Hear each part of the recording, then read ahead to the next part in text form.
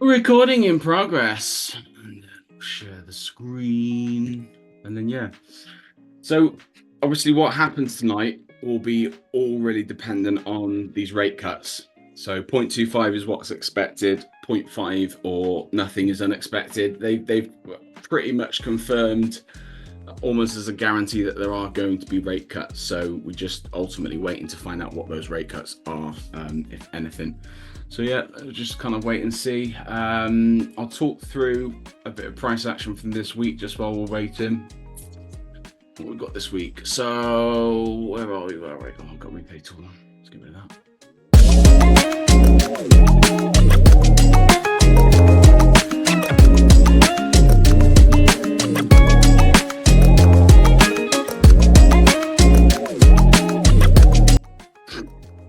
So yeah, so look, price has been a little bit wacky because of what we've been expecting this week. Monday was quite good, some quite nice moves on Monday. A little bit difficult to get into it. Good tip for Monday is Mondays, if they do move, they will usually follow.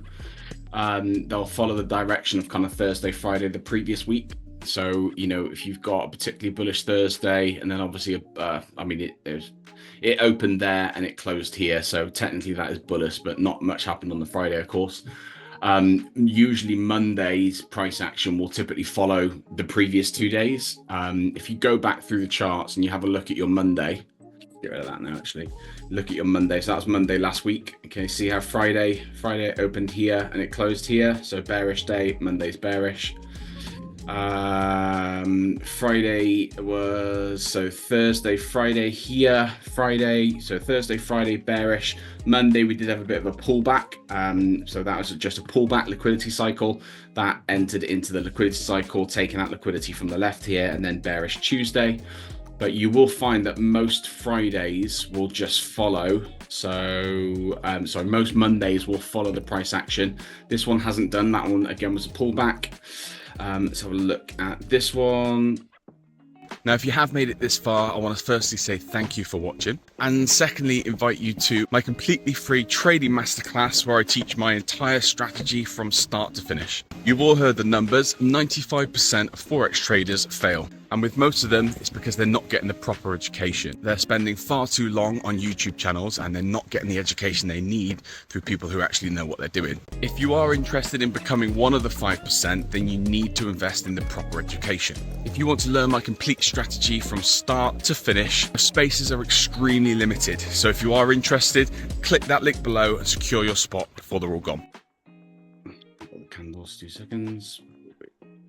There.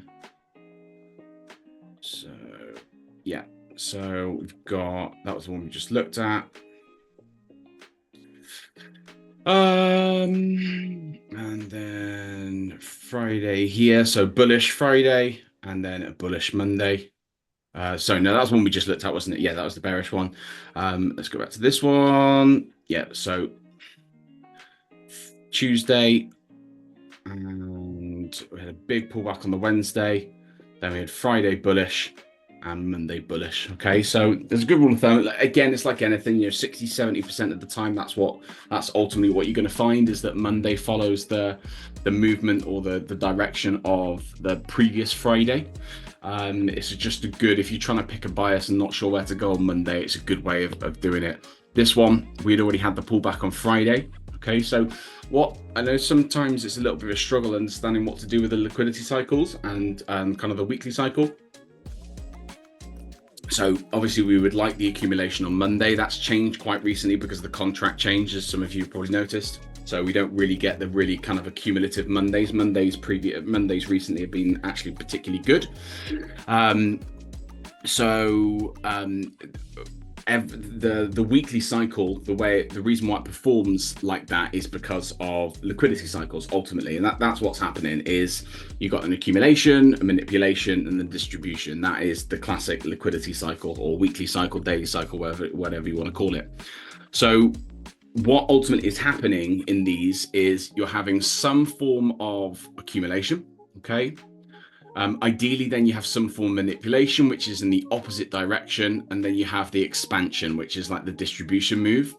Once you've had that expansion, okay, you ultimately are then looking for another accumulation, manipulation, distribution. So the reason why sometimes these days are interchangeable is simply due to that fact. So we had a big expansion this week on the Thursday, which meant Friday then became our accumulation, okay? And what happens in these accumulations is orders are being collected. So here, you've had a big volume of buy orders go into the marketplace. More buyers have been in the market than sellers. They've outweighed the sellers, and ultimately that's why price is pushed like this.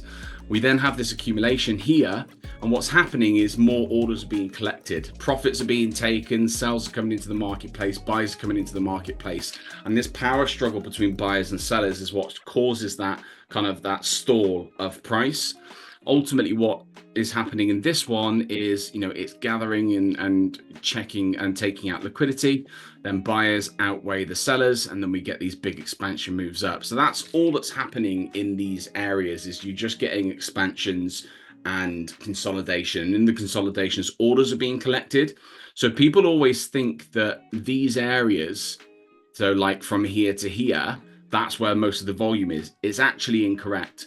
The majority of volume is in these stalls and prices. So you have many more orders within these areas than you do anywhere else. All right, FOMC is a go. Obviously, he's only just stepped up to the plate now, so he hasn't really said anything of value. But this is just all of that sensitivity that's now coming to the marketplace. Let's see if we can find Warren. Have you got eyes on the actual FOMC minutes? No, I haven't, but I can pull it up.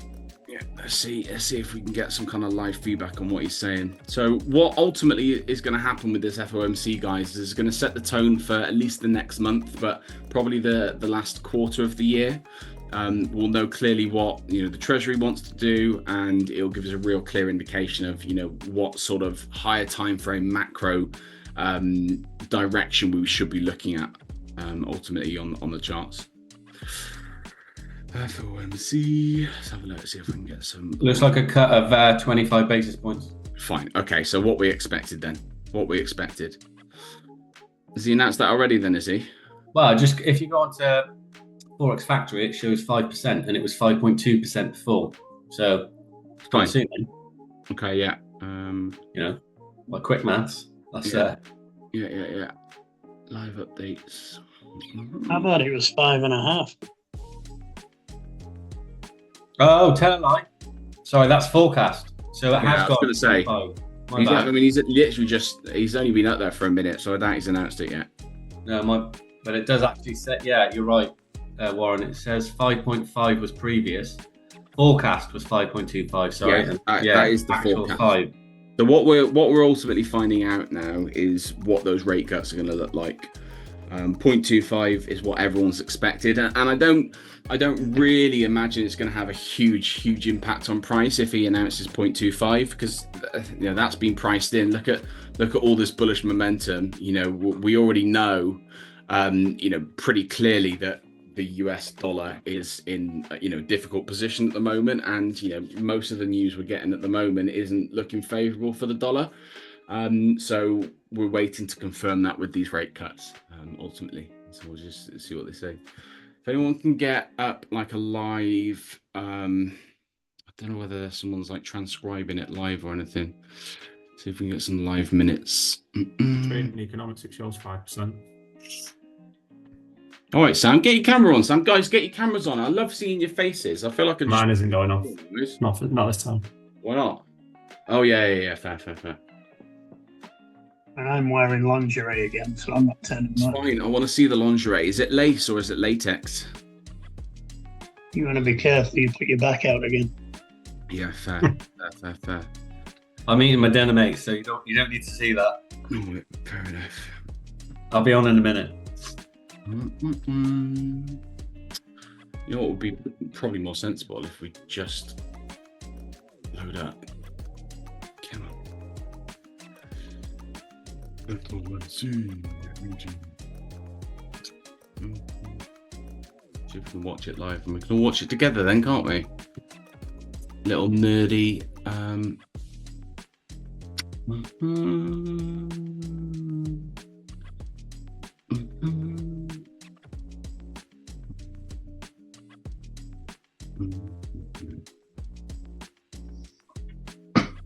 FMOC hasn't started yet, even though it's 2 o'clock?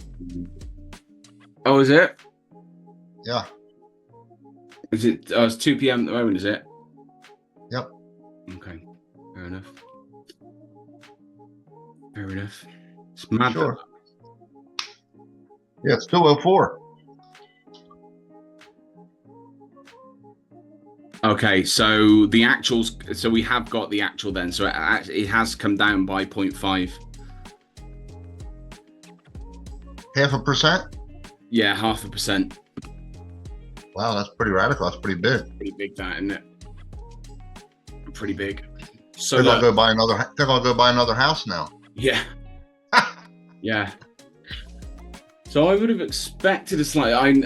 Ultimately, then we're waiting for Jerome to come in and just destroy the markets. But that for us is good. Ultimately, okay. What it's ultimately going to do for us now is it's just going to set some lower prices. So we've got some really nice key liquidity points coming up. We've got a major liquidity point down here.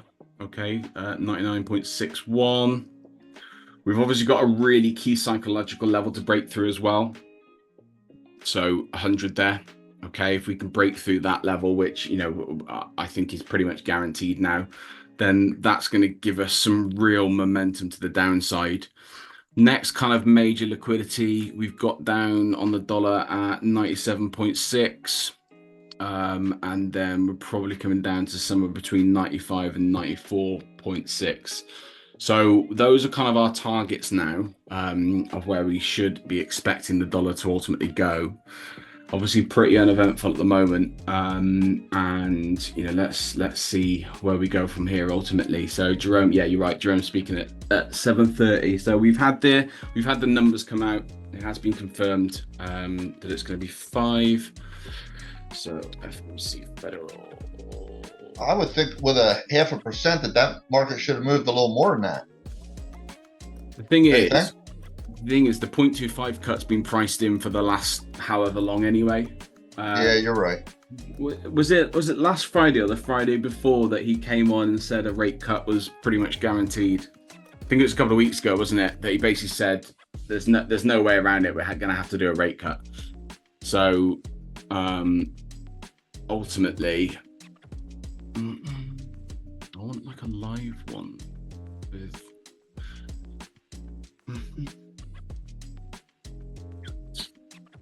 Says this is live, but it's literally dead. Yeah, okay, so Powell led FOMC cuts rates by 50 points to 4.75 to 5% for the first time in 4 years. Okay, these are 6 interest rates in 2024. Remember, these interest rates will expect to reduce it. Yeah, so we've got that now. Target level, US Fed officials have been shifting the focus towards supporting a weakening job market and achieve a soft landing which curbs inflation without causing a sharp recession. Half-point rate cut would signal that the US Fed is as determined to sustain healthy economic growth as it is to conquer high inflation. The move is expected to be only the first in a series of Fed rate cuts that will extend to 2025. Fifth policy meeting.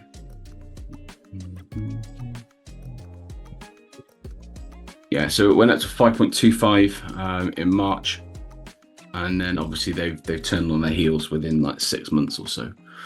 Fed reaction to combat the worst outbreak of inflation in 40 years. The central bank has held the rate on hold since July 2023 to anchor in high inflation, consistently bring it down towards the 2% target range. So that's the target they're aiming for. But yeah, look, exciting times really, guys. You know, it doesn't really matter to us whether we are you know, what sort of market conditions we're in. Ultimately we'll make money either way. How I'll be trading this tomorrow, so I'm going to jump on tomorrow live because, you know, after tonight we should have some really nice movement within the marketplace. Probably not going to be taking any trades right now. You know, if I was to be taking a trade and I wanted to get in on something, I'll be taking it with a nice wide stop, you know, whether you enter in from here or something like that. The thing is with trades like this is whilst they can play out, they're kind of like a bit of a waste of time, because you might get yourself a nice position, but ultimately you are limiting your potential returns on it, because you've got such massive stops. You have to take it with like 100 pips stop to be on the safe side. And when Jerome starts speaking, if any of you have followed FOMC before, you often get this kind of really like mental price action before it then continues on. So I personally wouldn't be trading tonight. We'll definitely have a look and see what we get on the charts tomorrow. Whilst we're here, guys, I've got a few minutes tonight. Has anyone got any questions for me? Is anyone struggling with anything in the mentorship? Would anyone like a bit of clarity on anything? Any questions at all? Any trades you want me to go over? Any charts you want me to have a look at? Don't all jump at once, obviously.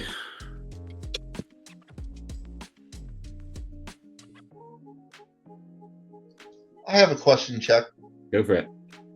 Concerning ranges. Yeah.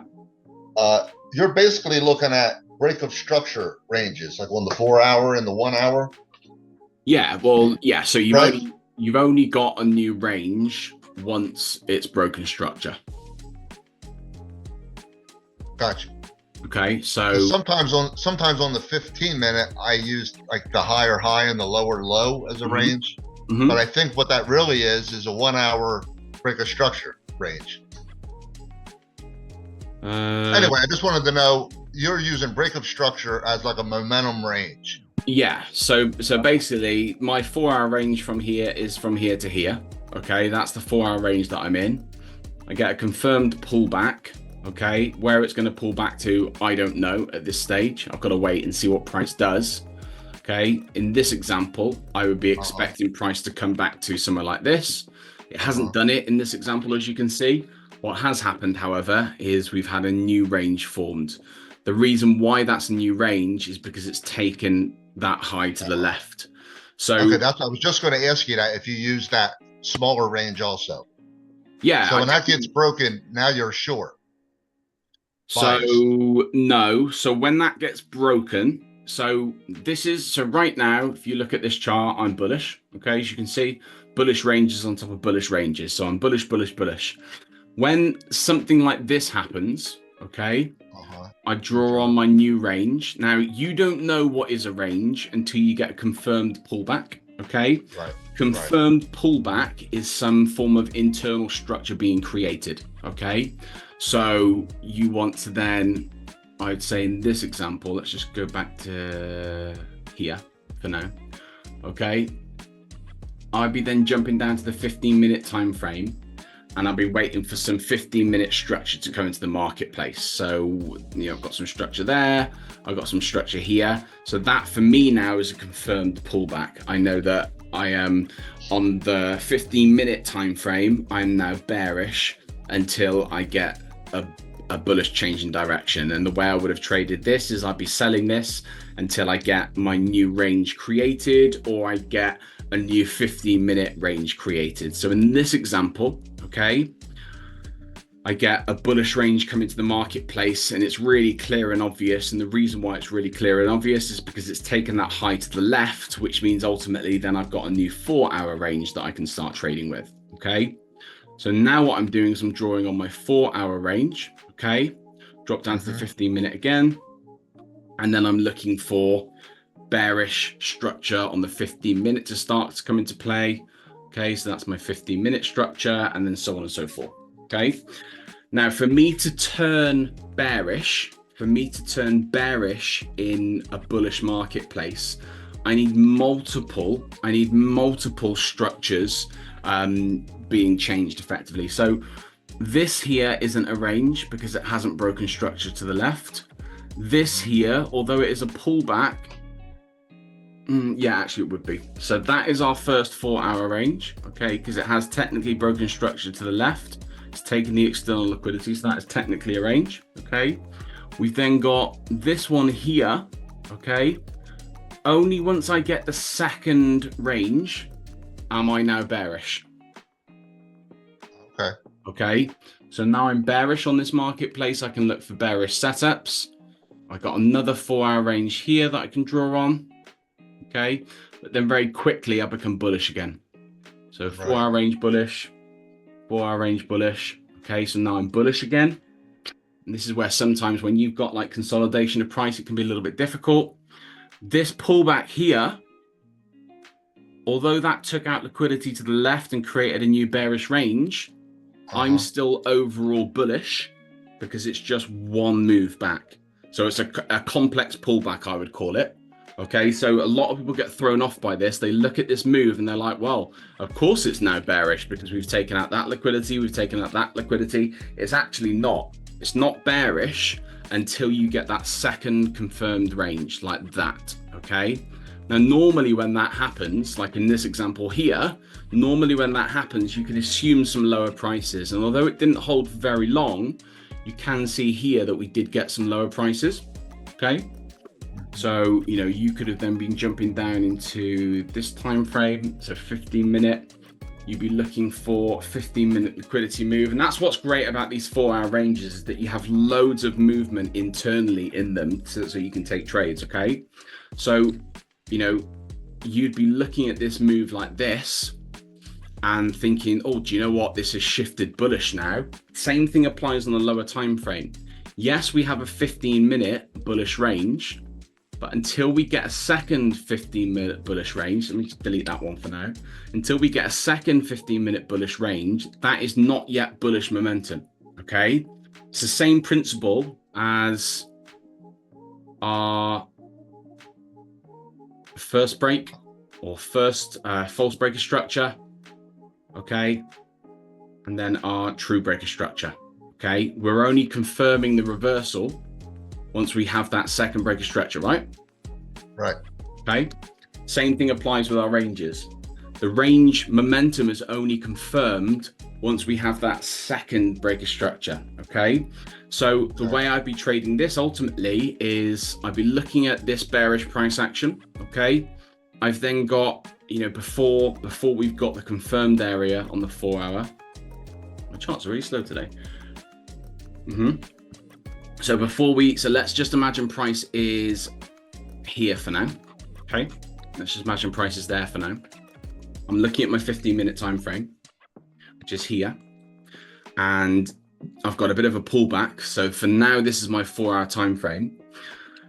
Price has moved up, it's taken liquidity and an external liquidity level on the 15-minute time frame. Okay, so that's taken liquidity there at the top. And then I can drop down to my lower time frames. And I can now start looking for setups. It's probably a little bit clearer actually on the 5-minute. Let's just go to here. Okay. So 5-minute time frame. Yeah, look at that. Okay. Beautiful ISC. And remember, okay, the momentum of the marketplace, these ranges are created by what? What's creating the ranges?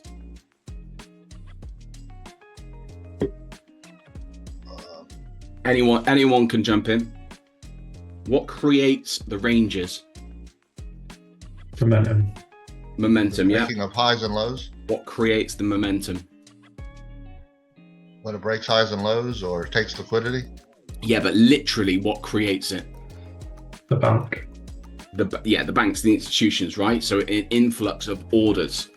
So do you think it is easier or harder to break that level than, say, break this level here? So level 1 is external liquidity. Level 2 is just like internal liquidity. Which is more difficult to break? Yeah, external. The external. Why? Why is external liquidity more difficult? Takes more money. Yeah, it's more protected, I'd say. More protected. Protected by what? Other people that are long, like in this situation, there'd be banks or whatever, people long, so they want to protect their position. So remember, think of it like this, okay? It's a zero sums game. So imagine it like imagine like you're fighting a war, okay? And in that war, see if I've got a nice little symbol we can use. See, what have I got? What have I got? Tank. No, I haven't got a tank. haven't got a tank. Let's just, that's a bit boring, isn't it? Lightning bolt. Let's use this little arrow, okay? So, these little red men here, okay? Those are like geezers with shields on the battlefield, okay? And in order for the sellers to break through these levels, okay, they've got to get past all these guys with their shields, all right? So imagine it like a battlefield, okay? So if you're now selling, okay, and you're placing sell orders into the marketplace, look at it like this. Okay, so they've got all these orders coming to the marketplace. Remember, it's a zero sums game, and this is a really, really crude way of me explaining it, okay? Let's say there's 20 men there with shields, okay? There has to be 20 men here with shields to balance those orders out. Okay, see how it works? So there's a big volume of orders being placed into the marketplace, okay? Big volume of orders being placed into the marketplace all at the same time. And then we have another 20 orders here, another 20 orders here. What's left in the market is what will drive the price in that direction. So once all the sellers' shields have been broken down, every time a seller's shield is broken, a buyer's shield is broken, a seller is effectively taken out of the market. This is not exactly how it works, but it's a simple kind of understanding. Every time they push past this level, another seller's out of the marketplace, and so on and so forth. And whatever's left in the marketplace at the end of it is where the market will go, okay? Which is why the institutions are moving up to take out the orders here, and then moving down to take out the orders here. That's why they do that, okay? Because they want a clear market so that the money they inject into the marketplace has more of an impact on where price ultimately goes. Now imagine we've got the institutions doing this. Sometimes we talk about the composite man, right? Okay, if you imagine them like that one person controlling the marketplaces, what you've got to understand is that there's hundreds, if not thousands, of institutions operating in this same way. And ultimately, it's the collective power of all of these orders happening that causes moves like this. Anyway, we've come in a roundabout way, kind of a long way to explain the point. But ultimately, there are going to be less orders here, which means price is going to find it easier. It's more free flowing to get through this level. But breaking through this level, it's a lot more difficult, okay? So when we have these new ranges created, what it shows us is that the momentum to the bearish side and the orders in line with bearish momentum are much higher. Make sense? Yep. Okay. So the reason why we trade ranges is because it gives us a really clear understanding of when the orders are. And it's important to understand that ranges are not the same as trend. They're similar, but they operate differently. And I think it's really important to understand that they operate differently, because trend and ranges are two different concepts. Ranges show where price has ultimately been able to get to. Ranges show ultimately where the direction, so where the trend of the market is. The ranges encompass a lot more information than just trend itself. So when we have these pullbacks like this, okay, we're particularly low in the range. And funny enough, me and Sam were talking about this exact concept earlier. You know, if you're looking at your ranges, where does price need to come back to go bearish again? Well, actually, it doesn't have to come back to anywhere. Because if you've got clear bearish momentum and you're at a key time of day where, you know, look, we'd obviously really like price to come back up to here, okay, take out the range liquidity and then drop, right? We would love that ultimately. But as we all know, that doesn't always happen exactly like that. In fact, it very often doesn't do that.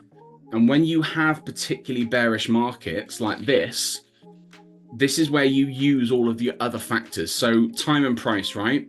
Price has pulled back, 8 o'clock's come in, we've had an injection of liquidity, and then we have a big move, okay? The beauty of the way that we trade is that we're waiting for multiple confluences to come into the market. So here we have an order block that price is tagged into, okay? That's still not enough for us to take a trade because, we're not just entering on random levels or random liquidity points because, as you know, you'll generally lose. We then have this massive influx of money, okay? And that's what these institutional candles show us. These ISCs, right? They show us that there's a big injection of cash, okay?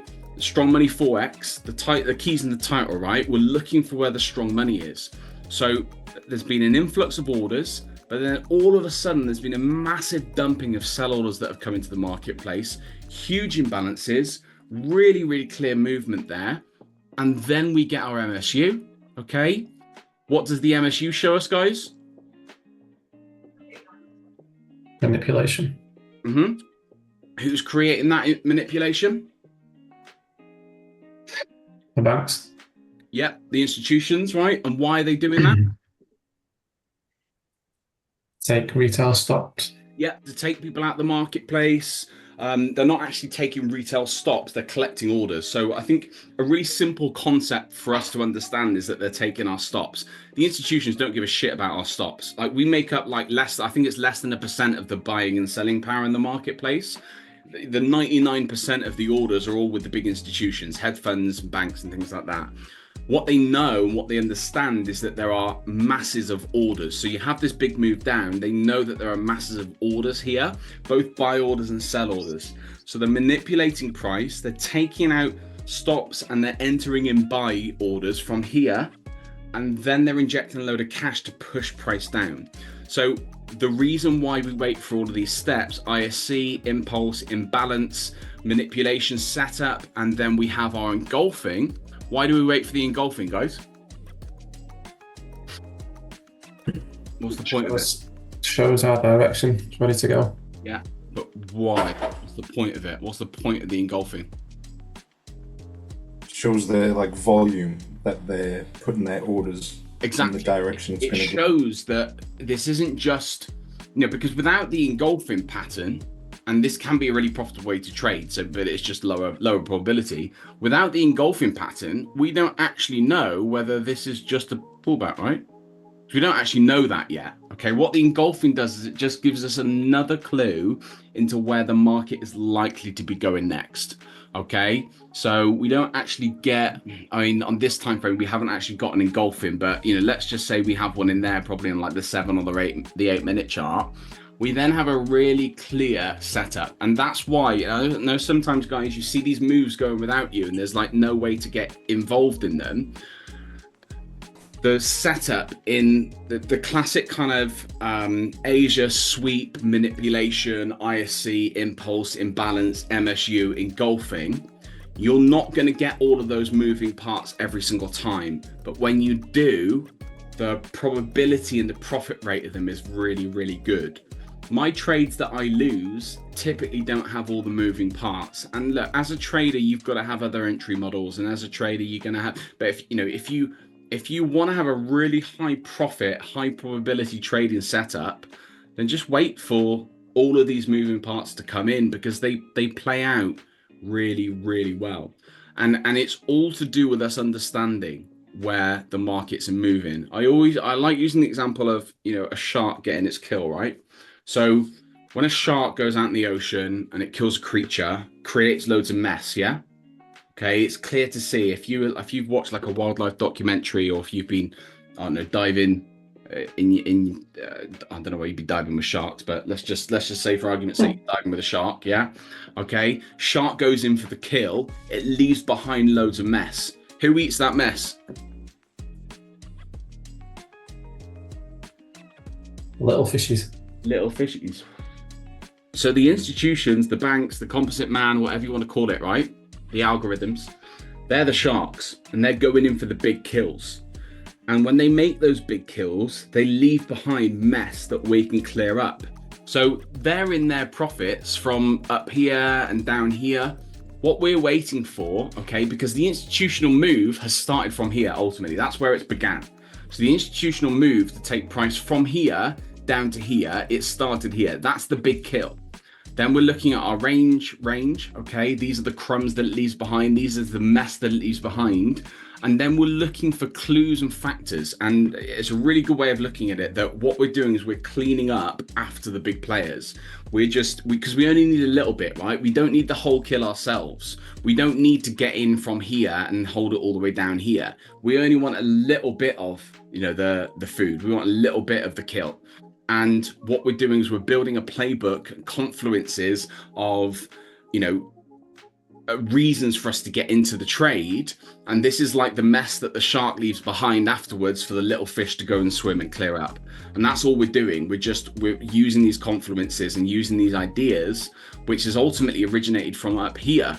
So the institution's idea was to take price from 1.11950 down to 1.0450. That's what the institution's idea was. That's what the algorithm has delivered, and that's what the banks will have made their money on. Okay, all we need is a little bit of that, and what we have to do is we have to add all these confluences in together so we can get into these really high profit trades.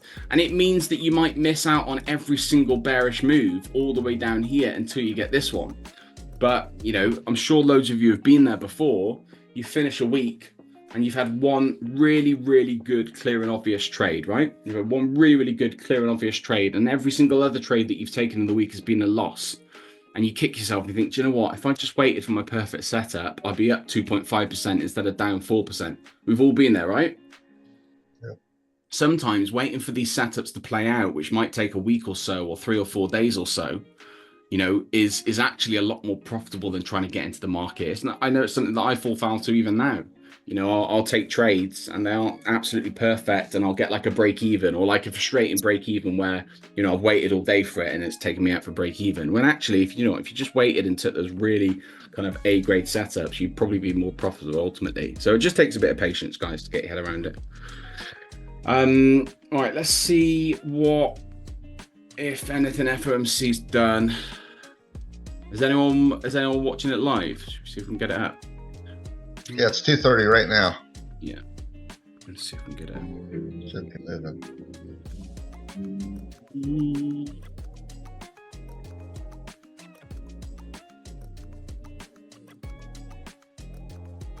In life, lack of self-awareness isn't all that bad. But when it comes to trading, you need to know as much as you can. Can you hear? Yes. Yeah. You can hear my screen, can you? We're committed to maintaining our economy's strength by supporting maximum employment and economic activity has continued to expand at a solid pace. GDP rose at an annual rate of 2.2% in the first half of the year. The available data point to a roughly similar pace of growth this quarter. Say USD/JPY. Yeah. It's remained It's probably about the same, I assume. Tangibles has picked Yeah, big move. Wow, that is big. In the housing sector, investment fell back. Yeah, and let dollars off on one. Strongly. Improving supply conditions have supported resilient demand in the strong performance of the U.S. economy over the past year. In our summary of economic projection, participants generally expect GDP growth to remain solid, with a median projection of 2% over the next few years. In the labor market, conditions have continued to cool. Payroll job gains averaged 116,000 per month over the past 3 months, a notable step down from the pace seen earlier in the year. The unemployment rate has moved up, but remains low, 4.2%. Nominal wage growth has eased over the past year, and the jobs to workers gap has narrowed. Overall, a broad set of indicators suggest that conditions in the labor market are now less tight than just before the pandemic in 2019. The labor market is not a source of elevated inflationary pressure. The median projection for the unemployment rate in the SEP is 4.4% at the end of this year, 4/10 higher than projected in June. Inflation has eased notably over the past 2 years, but remains above our longer-range goal of 2%. Estimates based on the Consumer Price Index and other data indicate that total PCE prices rose 2.2% over the 12 months ending in August, and that excluding the volatile food and energy categories, core PCE prices rose 2.7%. Longer-term inflation expectations appear to remain well anchored, as reflected in a broad range of surveys of households, businesses, and forecasters, as well as measures from financial markets.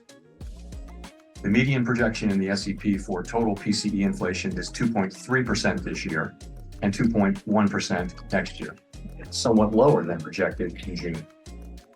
Thereafter, the median projection is 2%. Our monetary policy actions are guided by our dual mandate to promote maximum employment and stable prices for the American people. For much of the past 3 years, inflation ran well above our 2% goal, and labor market conditions were extremely tight. Our primary focus had been on bringing down inflation, and appropriately so.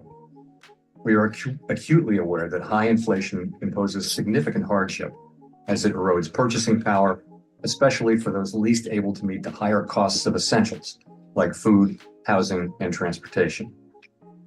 Our restrictive monetary policy has helped restore the balance between aggregate supply and demand, easing inflationary pressures and ensuring that inflation expectations remain well anchored. Our patient approach over the past year has paid dividends. Inflation is now much closer to our objective, and we have gained greater confidence. What is the target for inflation, Lou? I'm not sure.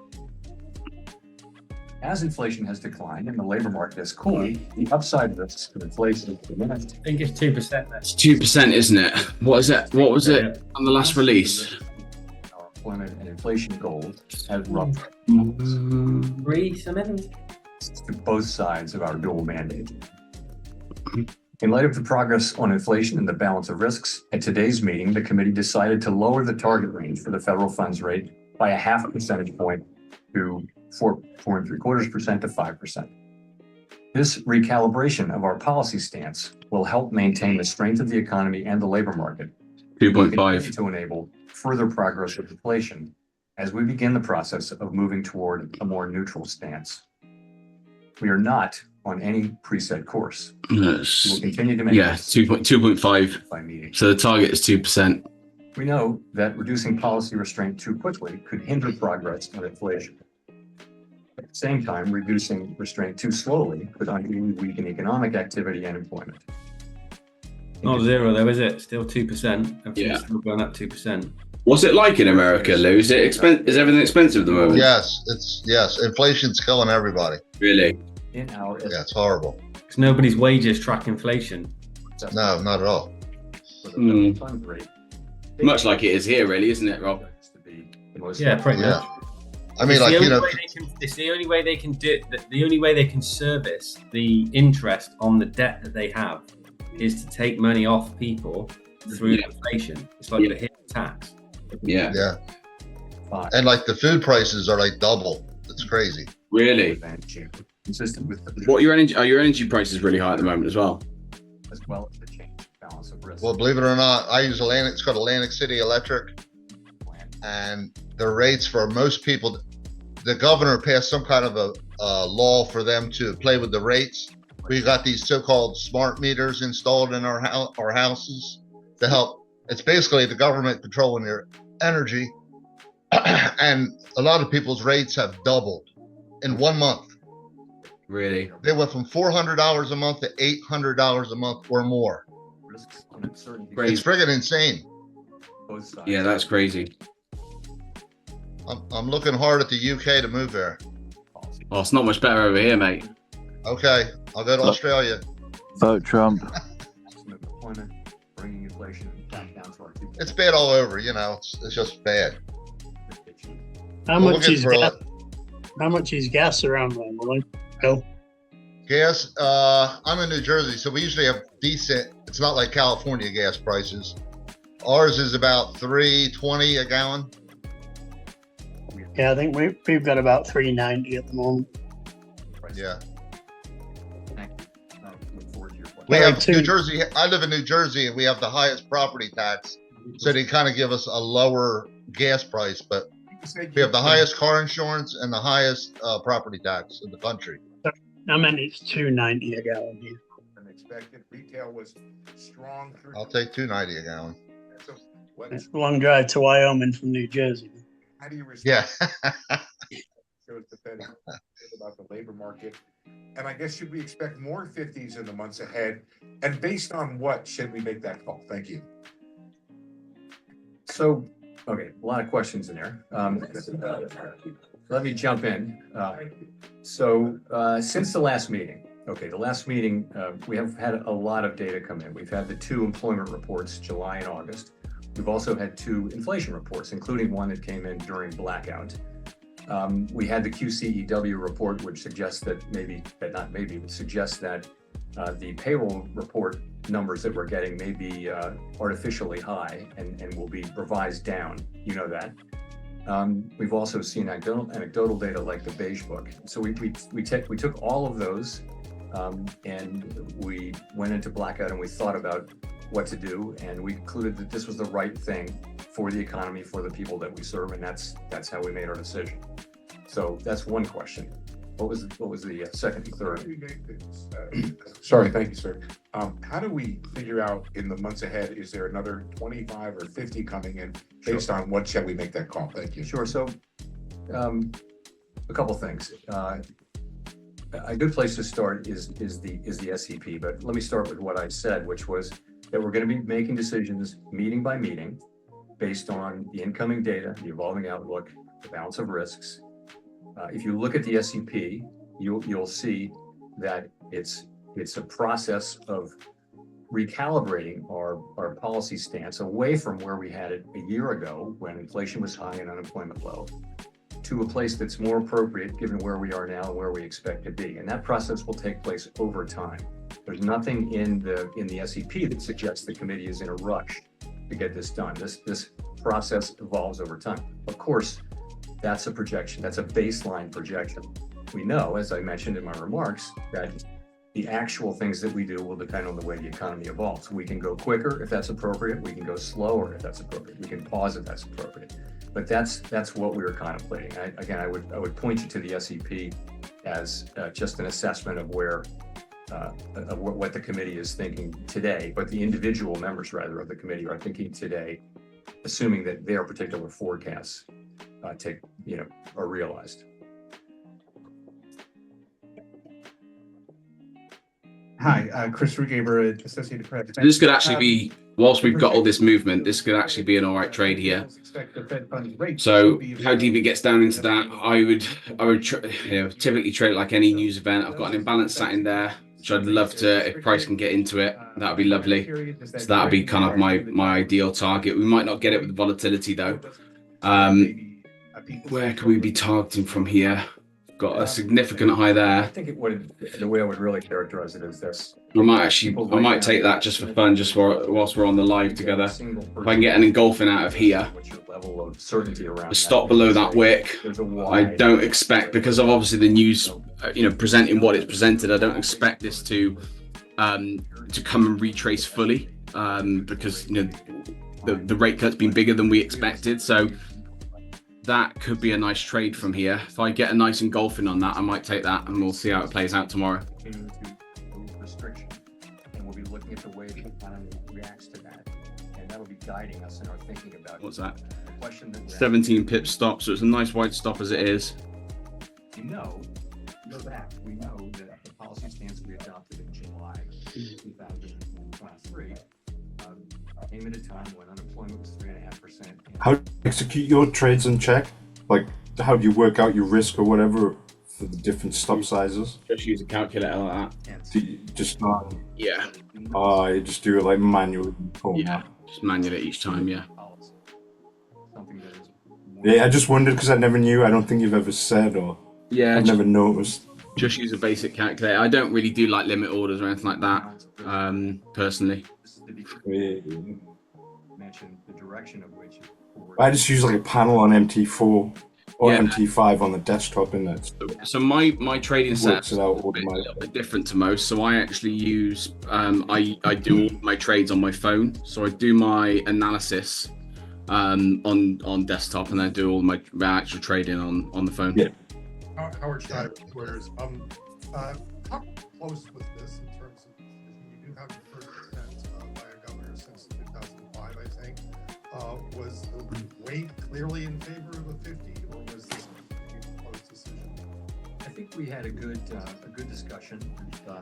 If you go back, I talked about this at Jackson Hole, but I didn't address the question of the size of the cut, left it open. I think we left it open going into blackout. And so there was a lot of discussion back and forth, good diversity of division, excellent discussion today. I think there was a broad support for the decision that the committee voted on. I would add though, look at the SEP. All 19 of the participants wrote down multiple cuts this year, all 19. That's a big change from June, right? 7 of them wrote down 3 or more, and 17 of the 19 wrote down 3 or more cuts, and 10 of the 19 wrote down 4 or more cuts. So, there is a dissent and there's a range of views, but there's actually a lot of common ground as well. Follow up to that, Alan, this is the folks, give us some guidance on the pacing. You expect this to be happening every other meeting once we get into next year? Yeah, we're going to take it meeting by meeting. As I mentioned, there's no sense that the committee feels it's in a rush to do this. We made a good, strong start to this, and that's really, frankly, a sign of our confidence. Confidence that inflation is coming down toward 2% on a sustainable basis. That gives us the ability. We can, make a good, strong start, but. Yeah, I've taken that trade. To me, the line. Looking like an engulfing. So from a risk management standpoint was clear. I'm in on that. But I think we're going to go carefully, meeting by meeting. I'd look at taking some profit off here. And make our decisions as we go. And then going from there. And this is the thing about news, guys, right? Ultimately, with any big news events, okay, it's already priced in. So all of this movement, all this bullish movement is in expectation of this rate cut. We knew from, I think, around end of August, or maybe end of August, we knew that we were going to get a rate cut ultimately. So it's just a case of just kind of watching and waiting for that to play out. This bullish momentum hasn't been changed by that news. Now, if they'd done the opposite, for example, and said that there's no rate cuts and given all of this additional information that, we don't need it for whatever reason, then that will make the US economy stronger. And obviously it would then play off in an opposite direction. But all this news has done is it's just confirmed the bearish outlook on the dollar. And so, I've taken that setup like I would take any setup, right? It's just a case of, I've got my setup there. I've got multiple reasons to enter long. I could fall foul to this. There could be something mentioned in the speech in a minute that chops me the other way. But, the setup's there ultimately. I'm pretty confident on the direction of it, and we'll go from there. And I've traded it like I would trade any other element, that when I'm trading these kind of continuation patterns, I don't expect this low to be broken. If that low's broken, then my trade would be invalidated. So that's where I've placed my stop, kind of below there ultimately. So I would say we'll see how it plays out. We don't think we're behind. We do not think we're good. We think this is timely, but I think you can take this as a sign of our commitment not to get behind. So it's a strong move. Sorry, your other question was what happened in the employment data between this meeting and the last meeting, or is this about the level of the funds rate by a nominal level of funds rate relative to what might be expected if you want to maintain equilibrium? I think it's about, we come into this with a policy position that was put in place, as you know, I mentioned in July of 2023, which was a time of high inflation. All the people in the comments talking about buying Bitcoin. About reducing the policy rate. We've waited. Other central banks around the world have cut, many of them several times. We've waited, and I think that patience. Yeah, all the crypto people coming out in the form of our confidence that inflation is moving. Is there a rate cut or not? Yes, there's a rate cut. I think that is what enables us to take this strong move today. I just lost 5%. Are you watching these people in the chat, in the comments? You have to think of the base case, of course. What happened? Funny. What happened? So in the base case, what you see is, look at the SEP. You see cuts moving along. The sense of this is we're recalibrating policy down over time to. What's Bitcoin doing right now? And we're moving at the pace that we think is appropriate given developments in the economy in this case. Not much. Develop in a way that would cause consolidating, it looks like. But that's what we're at. If you just look at the overall price action, we're at an area where we're looking for like that bullish break now. You know, this, look at the overall price action, right? It's just been consolidating for a little while now. So, you know, we're waiting to see what happens there. Now that's, you know, that's setting up for a long ultimately. So, in the current situation, reserves have really been stable. They haven't come down. So reserves are still abundant and expected to remain so for some time. As you know, the shrinkage in our balance sheet has really come out of the overnight peak. So I think what that tells you is we're not thinking about stopping runoff because of this at all. We know that these two things can happen side by side. In a sense, they're both a form of normalization. And so for a time, you can have the balance sheet shrink, but also be cutting rates. Thank you, Colby Smith with the Financial Times. I'm just following up on your question on rising unemployment. Till I hate C Trader. That this is just a function of a normalizing labor market amid. You tried TradeLock? Or is there anything to suggest that? No, I haven't, because my copy trader only works with C Trader. Right. What don't you like about match trade? I just haven't used it. I just know C Trader better. Oh, I thought you put in a comment that you hated match trader. No, match trade. I've never used it. Okay. Yeah, I've never used it. Labor market conditions have cooled off. I've used it. It's good. Is it good, is it? Yep. I like it anyway. Yeah, I can't stand MT4 and MT5. When I've used these other ones, they're so much better. Yeah. The thing is, I don't really use it for my analysis, if I'm honest. No, me neither. That's just for entry. Yeah, I just literally use it for entering. So trading view is so good. I go onto my trade tool literally to place trades, and that's about it really.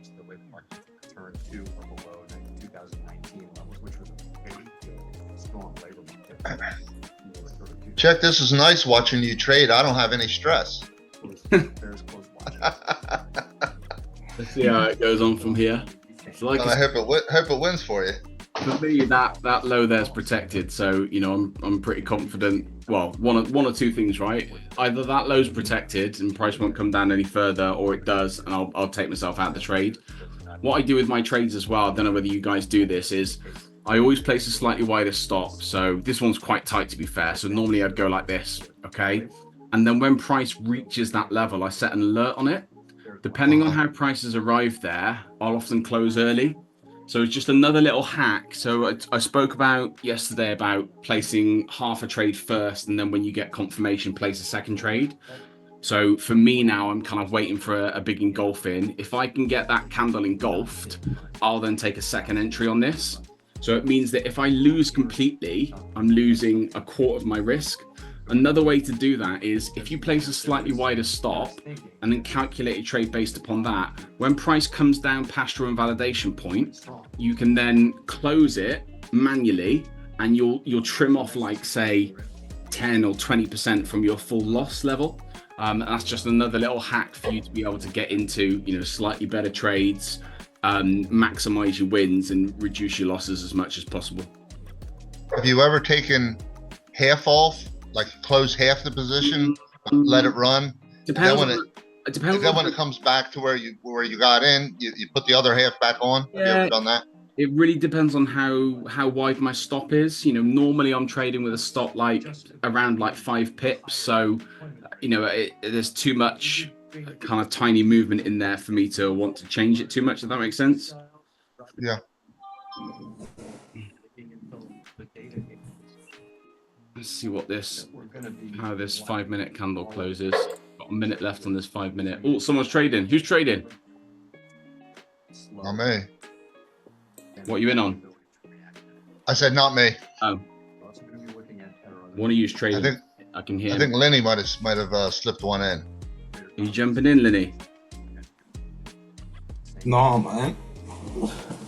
Who's trading? I only trade a London session, me pretty much, yeah. I can hear one of you trading. Not me, Governor. Not me. The labor market, since you forecast we are going to see higher unemployment, and it is going to take a significant. So, you know, what I would say, I don't think we need to see further loosening the inflation at 2%. But we have a dual mandate, and I think you could take this whole action as take a step back. What have we been trying to achieve? We're trying to achieve price stability with people that has come sometimes. Take action.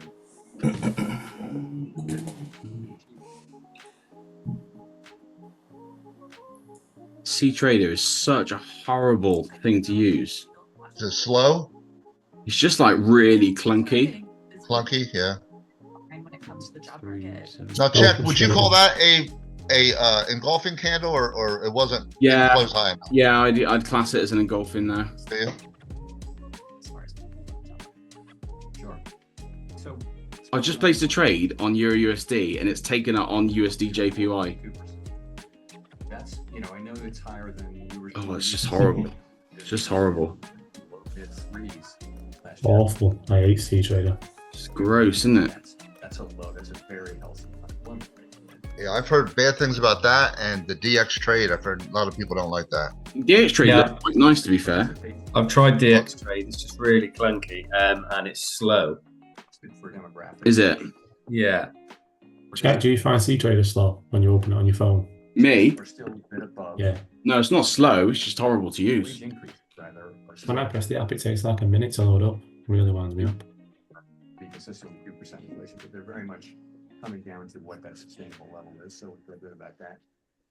Vacancies over for unemployed is back to, but it's still a very strong level. It's not as high as it was. Basically, I want to learn how to. Well, I want to use something like TradeAvate, where you can actually trade with TradingView.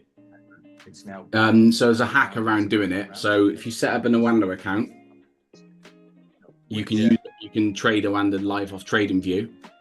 Then you just set up a demo account with Awanda, and then put that in your copy trader, and then copy it across to your prop firms.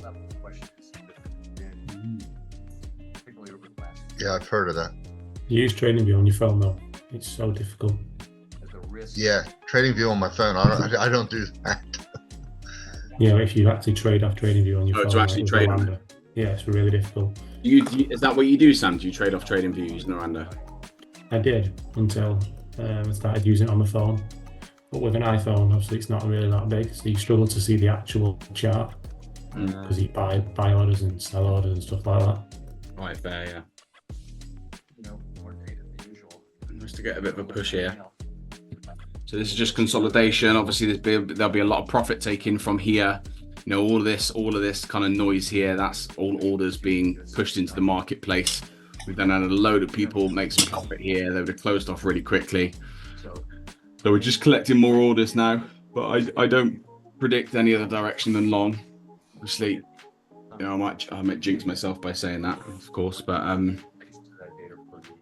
we'll see what we get tomorrow. Really, if we get a nice push up to that 1.12 level, I'll take most of my profit out there and just see what tomorrow brings. Really, you never know. He might say something stupid in a minute that's going to plummet price. It's often the way, isn't it? We've only been running. How long does he talk for? Half an hour, I think, normally, isn't it? Half an hour, 45 minutes. Worrying or wondering, or would you be content? Yeah, it's just about 3 o'clock now. Half hour. Last couple of years have been labor market scheme coming out, job openings falling rather than job losses. Do you think that trend has further to run, or do you see risk that further labor market cooling have to come through job losses? So on the job creation, it depends on the inflows, right? So if you're having millions of people come into the labor force, and you're creating 100,000 jobs, you're going to see unemployment go up. So it really depends on what's the trend underlying the volatility of people coming into the country. We understand there's been quite an influx across the borders. That is actually That Ken Chigbo check seemed to think that the 50 basis points cut was going to be massive. And that was going to be a huge move in price. Yeah, a lot of people did. A lot of the people that I follow, like the fundamentals guys, would have a big drawing factor. You've also got to remember that the biggest market's closed at the moment. London's closed. So London's actually a bigger trading market than New York. Everyone always thinks New York's bigger, but it's actually London. There's a bigger influx of orders in London than in any of the trading sessions. So we'll probably see probably quite a nice move tomorrow in London. Well, I'm going to jump on and do some live trading tomorrow for you guys. Okay, fair.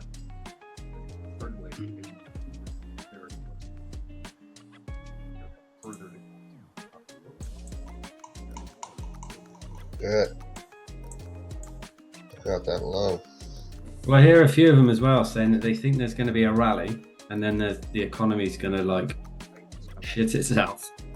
What for a better phrase? And then we're going to head into a depression. But you know, as Raoul Paul says, it's probably just a load of doom porn.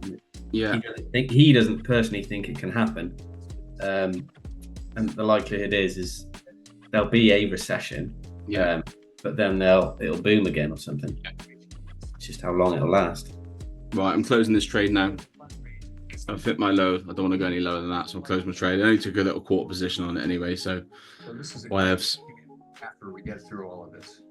It's just a great question that we just intuitively I need to shoot anyway. Take it easy, lads. Yeah, cool. We're probably not. Right, guys, let's like I said, I'm going to jump on in the morning. Let's see what happens tomorrow, and we'll go from there. Ultimately, a good session tonight, guys. Good to do some live trading with you. We'll jump on tomorrow, see if we can get some better results. Alrighty. Nice one. Cheers, Jack. Cheers, guys. See you later. Ta. All right. Yeah, Chris.